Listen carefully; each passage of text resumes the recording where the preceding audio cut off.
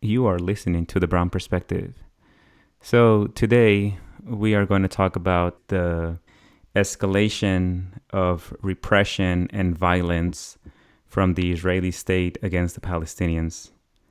And I'm choosing my words carefully because I'm not going to say clash or all out war or potential war between the Palestinians and the Israelis because it's not even close. And I want to start today with this website here from the Israeli Information Center for Human Rights in the Occupied Territories.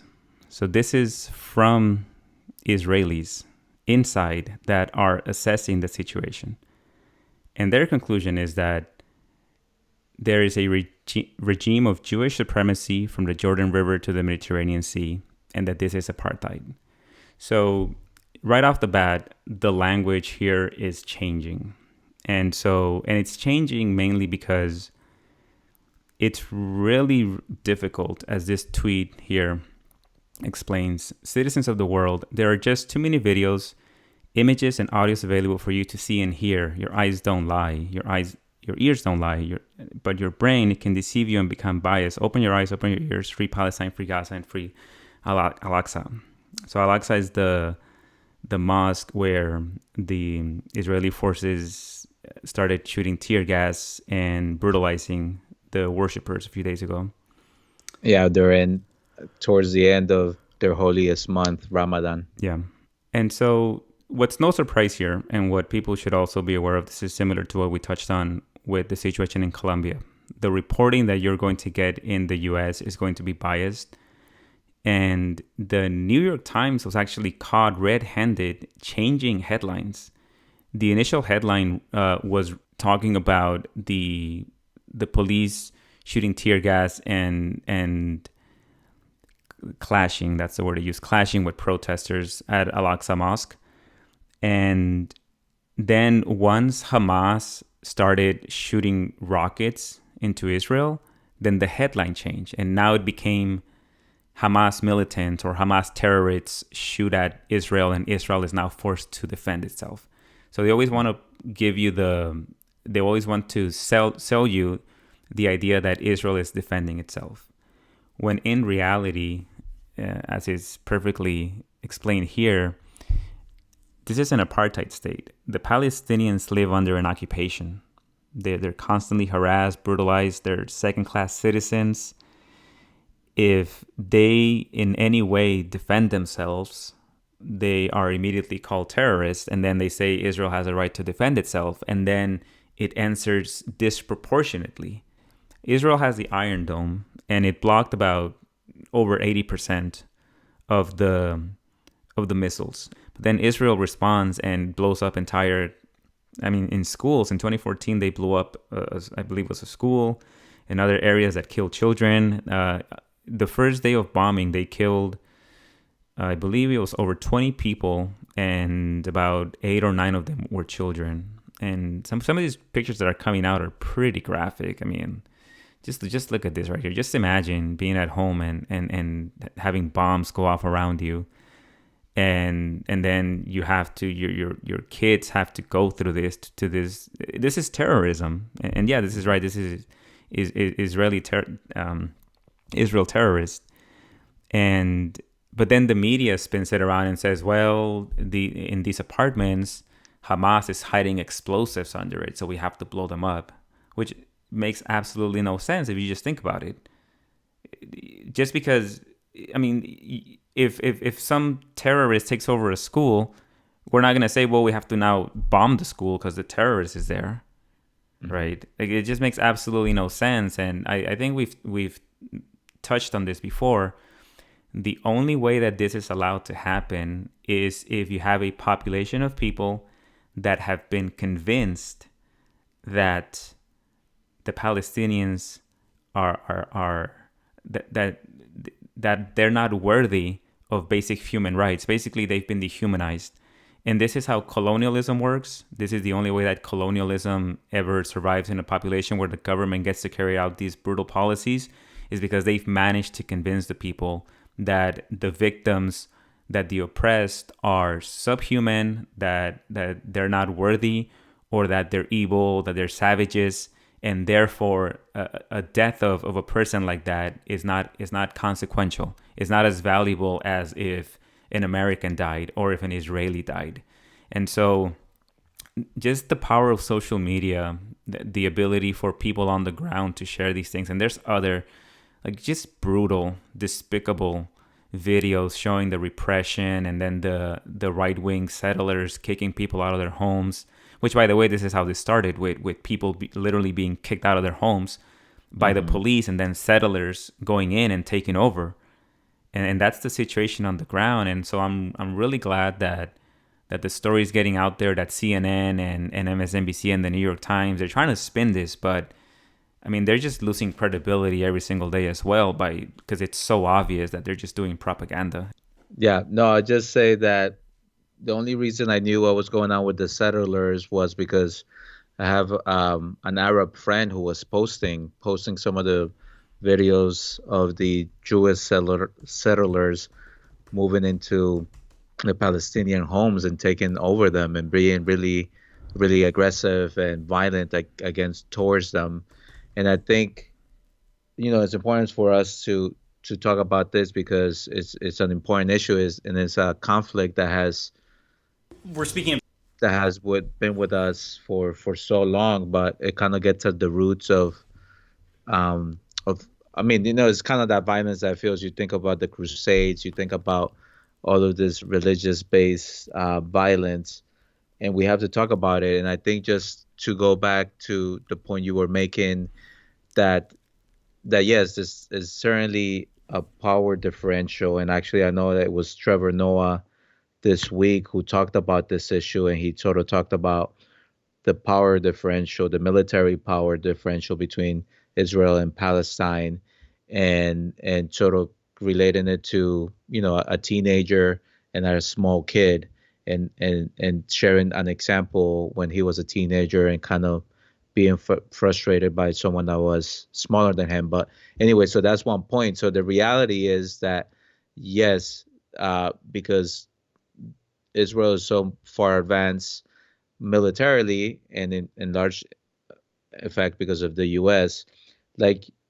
there have been weapons and things installed or stacked in those type of places, and maybe not all of them, but I think that it's just a rational thing to say, okay, if we have a military facility, it's going to get blown up, so we need to try to protect our supplies so that we still can mount a resistance.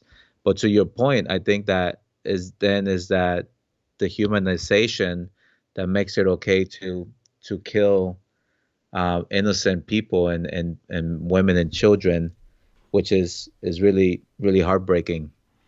And these are war crimes. There's no other way of saying it. And even the UN has come out condemning these acts of violence against citizenry. That in the Gaza Strip, it's an open air prison. Israel controls all of the material, anything that goes in and out. There's a border with Egypt. There's two borders. One is with Egypt and the Gaza Strip, and then there's another border that is on the border between the Gaza, Israel, and Egypt. And so people can go in and out between the border with Egypt now, because it was closed before, but now it's open. But if you want to bring in material, if you want to bring anything, then it has to go and it has to be inspected by the Israelis. So everything in there, that they're under full occupation. And listen to this response from the U.S. State Department spokesperson. Can't even admit that the Palestinians, as an occupied population, have a right to self-defense, which, by the way, the UN says that if you are occupied, you have a right to self-defense. It's the occupier that does not have a right to self-defense because they are the aggressor.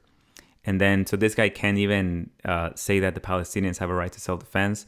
He can't even admit that killing children is bad, Palestinian children. So it's just horrific. Just listen to this. the principle of self-defense. I'm asking if you think that the principle of self-defense applies to the retaliatory the airstrikes that they're conducting in response. Matt, this is a very fluid situation. I would hesitate to comment on operations beyond the rocket fire that is clearly targeting innocent civilians in Israel. So I would hesitate to speak to specific operations that have just occurred, but the broader principle of self-defense is something we stand by on behalf of Israel and every other country. Do you think that an Israeli military response to the rockets coming in, a military response to the rockets coming in is covered by this broader rubric of self-defense, right? Self-defense often does authorize the use of force. What you said about the principle of self-defense, does that in any way apply to the Palestinians? Do they have a right to self-defense? Do Palestinians have a right to self-defense?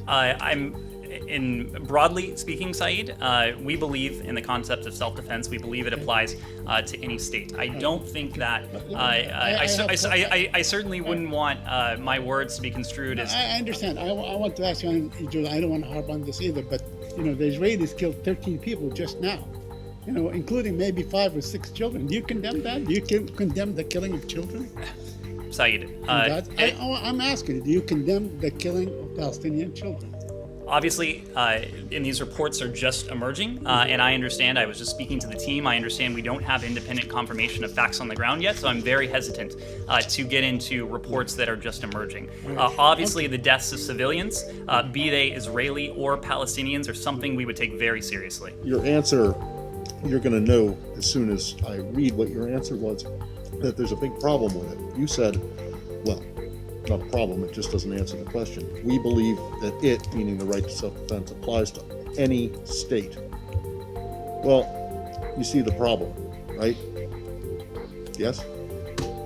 Do you regard Palestine as a state? I wasn't referring... referring... Do you think that, you don't in the context of the ICC and the UN. So are you saying that you do not, if it applies to any state, are you saying that Palestinians don't have a right to self-defense? I was making a broader point not attached to Israel or Palestinians in that case. So they do have a right to self-defense. Man, I'm not in a position to debate the legalities from up here. What our message is one of de-escalation. There you go. Democratic government in the U.S. supporting the apartheid state of Israel, committing war crimes against a population that is living in an open-air prison. When people talk about killers, mass murderers, this is what they look like. Joe Biden is an accomplice to murder because we're sending them aid. Kamala Harris, our entire government.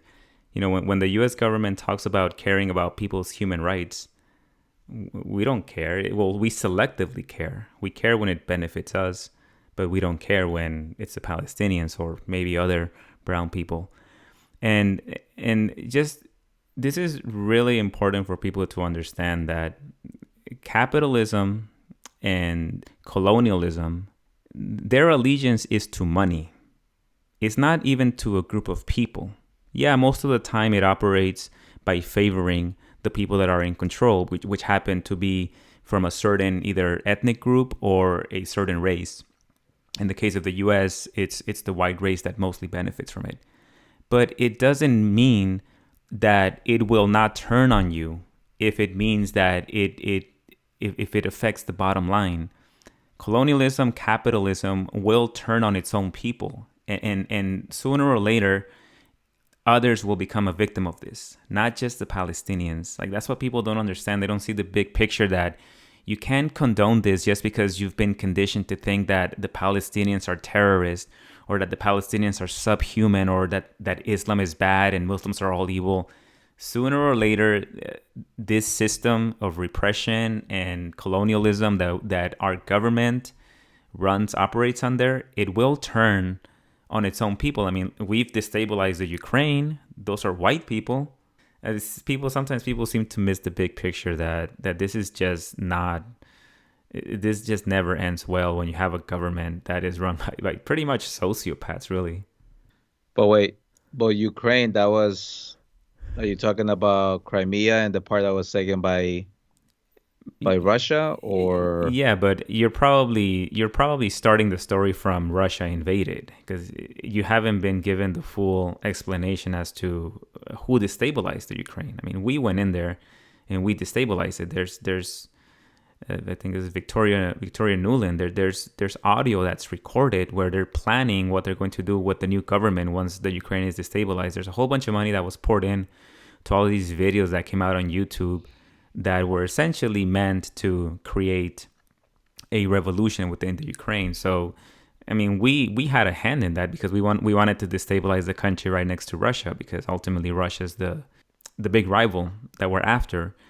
So, yeah, capitalism, this system that operates where it has its allegiance to the military-industrial complex, they don't really care about people. And right now it's affecting Muslims, mainly Muslims, Ukrainians, South Americans. I mean, you could even make the case that it affects Americans too, but just not at the same scale. But these people, they'll turn these tactics on their own. Yeah. But to your point, it's all geopolitics, and it's all about control of resources, and who controls the resources controls the power. And then the Middle East is that one of those critical areas because of the oil and also symbolically, religiously, right? So the seeds of all three major religions are there. So it's an important place in so many ways. So I think the U.S., like Russia, like China, like the British, at some point they're trying to keep a foothold there. So yeah, you're right. So I think that it is about resources, but I think I would say that I would be a hypocrite if I do not acknowledge that I also benefit from that, and that one of the reasons why my mom and I came to the U.S. was because this country, the U.S., was a place where there was opportunities. There's ways for me to go ahead, and part of those opportunities are a result of the U.S. dominance in the world. So I think I benefit from that. And then just staying with the domestic lens, I think for me too it's interesting to see how the difference between the American Jewish population, the Israel Jewish population. Obviously, there's still a connection similar to what the Latino connection is to either Mexico, Colombia, whatever country. But it's such an important. A lot of the reasons in politics also are driven by a strong voting bloc, a strong folks on both sides of the issue who want the U.S. to act in a certain way. And I know here in the U.S., I know plenty of liberal Jewish people who are helping advance some real important policies, who were involved in the civil rights movement. And when you think of some of the justices, some of the lawyers that had helped advance our liberties here in the U.S., they all have been Jewish and Jewish Americans. So you have this juxtaposition of, you have these Jewish people who are dedicated to bringing good to the world and making sure that people like their people don't suffer, and they are oftentimes the first to criticize situations where there's abuse, regardless of religion, regardless of who it is. And then you also have folks on the other side of the spectrum who are trying to take away Palestinian homes in a place that, a territory that also belongs to them. Yeah, so definitely it's the government policies that are causing these problems, and that are repressing and killing the Palestinians and taking their homes away. And then you have the right-wing extremists in Israel. And I'm not really sure what percentage of the population feels that way. I know that, there's been videos going around Twitter of lynch mobs stopping cars, and if they're Palestinian, trying to lynch them, trying to kill them on the street, just these mobs. So there's definitely a lot of right wing, and I don't know, that is probably coming down from the racist ideology of the government against the Palestinians, that then it feeds into the paranoia and the fear of the population, that then turns them into extremists as well. But then you do have some of the biggest critics of the state of Israel and its policies are Jewish Americans, like I mentioned, Norman Finkelstein and Noam Chomsky. These guys are Jewish Americans, and they are the biggest critics of this. And so it is really important to have them as critics, because the mainstream media is not going to do it, because similar like Colombia, Israel is our ally. We send them about over $3 billion in funding a year for their military. So we are enabling them. We are the enablers, but they're our partner, and we don't criticize our partners. When our partners, as Noam Chomsky says, when our partners are committing the atrocities, those victims are not worthy of news coverage. It's only when other countries are committing the atrocities, or so-called atrocities, like China or in the Middle East, then that's when we care. That's when all of a sudden we care about human rights. So it's very hypocritical. And so it's really important for people to understand that the media is there to manufacture consent, the title of Noam Chomsky's book. But I'm really glad that at least we're getting the direct footage now from Palestine, because the people can now see for themselves what's going on. There was a young Palestinian that was actually interviewed by mainstream U.S. media. That was the first, and he owned them. They asked him if he disavows the rocket attacks from Hamas, because that's usually how they start the questions. And then he said, "Do you disavow the killing, the indiscriminate killing and bombing of the Israeli state against our people and killing of kids?" And then he just went on and on and on. And then he said, at some point, he said, the U.S. has overthrown more governments than there are Hamas members. And the very next day, he was arrested, kicked out of his home. And that was filmed as well, the very next day. So no freedom of speech, no basic human rights, and that's what we support. And to touch on your earlier point, because this is something that we've mentioned before from the very beginning, I believe, in our conversations regarding immigration. That's really the irony here, that we are living in the empire. We are part of it. We are part of the problem.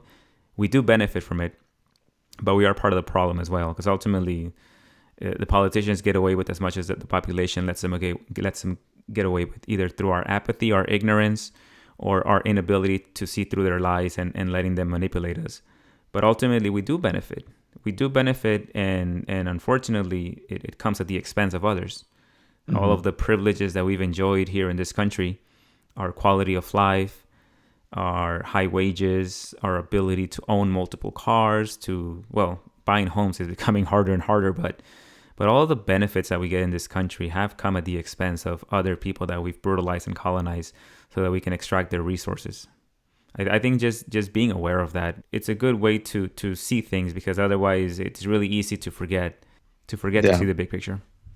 Yeah, and I'll just say that I think there is hope that, at least as this video proves it, I think at least here in the United States, there's at least an effort to try to be consistent and be better and sort of live up to our ideals and this transparency. So in some ways, I mean, the type of questions that, first of all, whoever agrees to be a spokesperson, and obviously you can see why you want somebody who's comfortable and able to think on their feet, but as also you think about, he's not the policy expert. He's just the expert at saying things without committing to the things that were committed, but also keeping space for politics and policy to be formulated, or for them to think through it.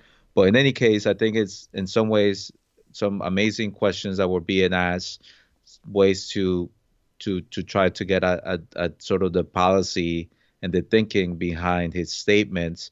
So in some ways, it's sad that the scenario that you described with this young Palestinian expressing those views and then getting arrested, it's almost like, we support it here at home, and we have it here at home because we know it's an important way and an important part of free press, and being able to be informed is an important part of how we can grow as a society. But then we suppress it or help suppress it in other places like Israel, like in Colombia, like in Mexico, and other parts of the world. Yeah, a lot of parts of Africa as well. Mm-hmm. end this conversation on a positive note. I just came across this video, and this is what you want to see.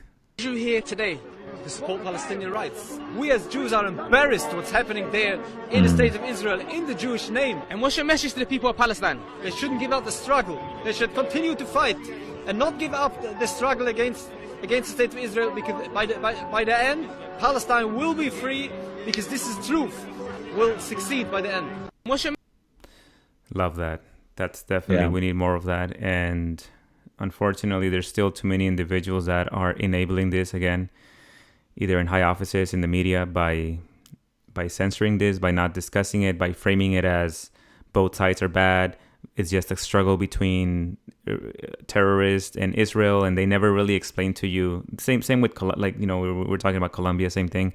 They never explain to you the context, the background, because they don't want you to. They just want to form an opinion in people's heads so that they can then just carry on. But again, that's very dangerous when a government has that power to designate who gets to live and who gets to die, and to designate innocent people as the villains, because at any given point, it could be anyone. Today's the Palestinians, but tomorrow it could be someone else. If the media has that power, I mean, look at what's happening with Julian Assange, right? Mm-hmm. He exposed the truth, and all of a sudden he's evil. He's incarcerated. So, yeah, you give him this power, and at some point you might be unfortunately on the other side, and being a victim of that power.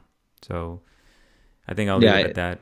Yeah. Yeah, I'll just add that that I think what gives me hope, the video that you showed gives me hope, because it just kind of shows that, you know, at the bottom, deep down, we are humans. We know, we understand in our bones what's fair and what's not. And I think that, just like you were talking about, I mean, so many of the issues that are happening in Palestine, the Middle East, and Africa, and other regions, is because of imperial powers drawing lines, separating communities. You know what's happening in India with how they split the religious communities there, and how they kind of created this whole mess there as well. But I think realizing that those were policies, those are policies, those were man-made, and that at a fundamental level we can get along. We have gotten along. There's been plenty of times and plenty of places across the globe where people from different cultures, with different views, have gotten together and can live together and can coexist. So I remain hopeful that I know it certainly may not be during our lifetime, but I'm hoping that we can reach a place where we can all just get along. Yeah, and honestly, the best way to deter from people from becoming terrorists, or what you label as terrorists, is just help them develop economically. There's plenty of wealth in Israel to help develop the Gaza Strip and the West Bank. Stop taking away people's homes. Stop building new settlements. Because ultimately, I think what Israel wants is just they want to be able to build. They want to be able to take over the entire space and just build their homes and kick the Palestinians out. But I don't know where they think they're going to kick them out to. There's millions of them living there, and so that's not going to happen. They're going to keep resisting. If you really want to solve this problem, help them develop economically, and you'll see how happily they'll live, or at least it'll reduce the violence, it'll reduce the conflict, and you'll actually have an integrated society that is. And that's the problem too. That I think they just want a society that's for Jewish people. And they want to exclude, or they want to have Jewish majority, like over 80% Jewish. So that's where it becomes an apartheid state, even an ethno state, because they want to have majority Jewish. And so, you know, if they were willing to share the wealth, help the Palestinians develop economically, then it would become a prosperous nation. It would be, and then it wouldn't have so many problems. But of course, they don't want to. They don't want to do that, because as long as there's conflict, then especially if the conflict escalates, and then if it escalates into a regional conflict with Iran and Hezbollah and Syria, then that may give the Israeli government more of an excuse to commit even bigger atrocities at a higher scale, like kill thousands, hundreds of thousands, and take away their land.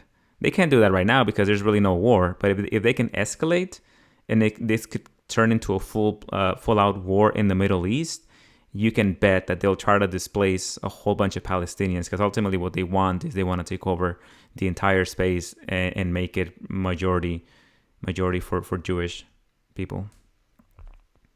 Man, I feel bad for Uncle Joe. He thought he just had to deal with a pandemic and a bad economy. Now he's going to have to deal with a potential What do you mean regional deal with it? war in the Middle East. He's enabling it. He's already dealing with it.